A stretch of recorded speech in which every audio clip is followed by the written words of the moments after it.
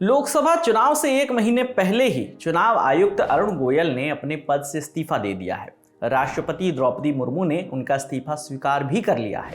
निर्वाचन आयोग में पहले से ही चुनाव आयुक्त का एक पद खाली था। अभी कुछ रोज पहले ही चुनाव आयुक्त अनूप पांडे रिटायर हुए थे। पांडे का रिटायरमेंट 15 फरवरी को हुआ था। अरुण गोयल के इस्तीफे के बाद आयोग में अब केवल चीफ इलेक्शन कमिश्नर यानी सीईसी राजीव कुमार ही रह गए हैं।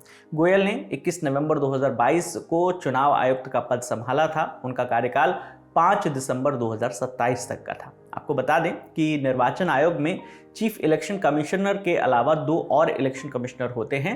शनिवार 9 मार्च को केंद्रीय कानून एवं न्याय मंत्रालय की ओर से अरुण गोयल के इस्तीफे को लेकर जानकारी दी गई। एक गजट अधिसूचना में कहा गया कि राष्ट्रपति ने चुनाव आयुक्त अरुण गोयल का इस्तीफा स्वीकार कर लिया है, जो 9 मार्च 2024 से प्रभावी माना जाएगा।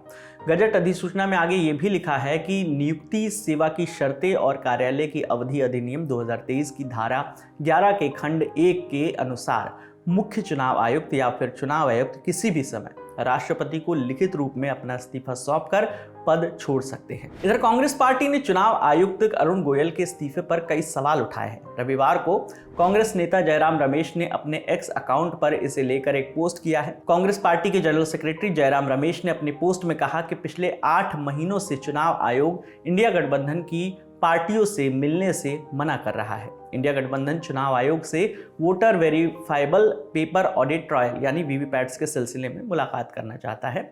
ये इलेक्ट्रॉनिक वोटिंग मशीन यानी ईवीएम में हेरफेर को रोकने के नजरिए से काफी अहम है। इस दौरान कांग्रेस नेता ने 3 और अहम सवाल भी उठाए।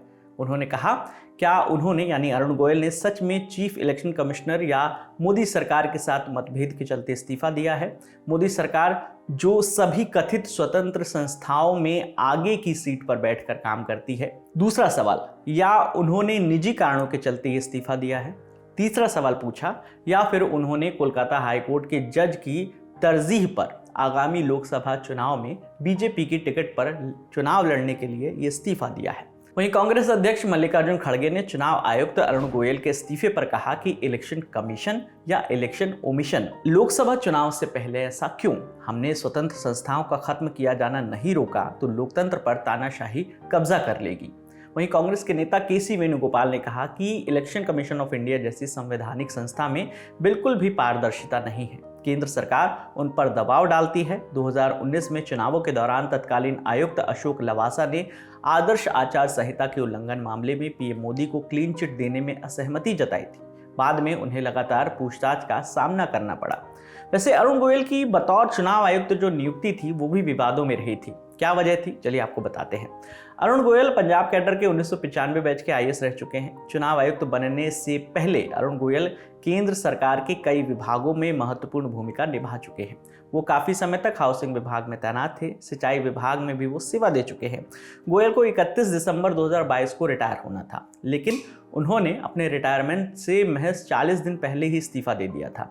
18 नवंबर 2022 को उन्होंने इस्तीफा दिया और अगले ही दिन यानी 19 नवंबर 2022 को उन्हें चुनाव आयुक्त अपॉइंट किए जाने की घोषणा हो गई थी। इसी बात पर मामला सुप्रीम कोर्ट पहुंचा था। फिर चुनाव आयुक्त अरुण गोयल की नियुक्ति की ओरिजिनल फाइल जो है वो सुप्रीम कोर्ट की संविधान पीठ को सौंपी गई थी। फाइल देखने के बाद अदालत ने मामले की सुनवाई करते हुए सरकार से पूछा था, आखिरकार किस बात की इतनी जल्दबाजी थी जो वीआरएस लेने के अगले ही दिन अरुण गोयल को इलेक्शन कमिश्नर के पद पर नियुक्ति दे दी गई। कानून मंत्री ने शॉर्टलिस्ट किए गए नामों की सूची में से 4 नाम चुने। फाइल 18 नवंबर को विचार के लिए रखी गई और उसी दिन आगे बढ़ा दी गई।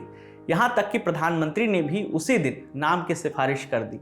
हम कोई टकराव नहीं चाहते, लेकिन ये सब कुछ बहुत जल्दबाजी में किया गया। सुप्रीम कोर्ट ने इस मामले पर कई टिप्पणियां की, लेकिन अरुण गोयल की नियुक्ति को निरस्त न करने का फैसला सुनाया।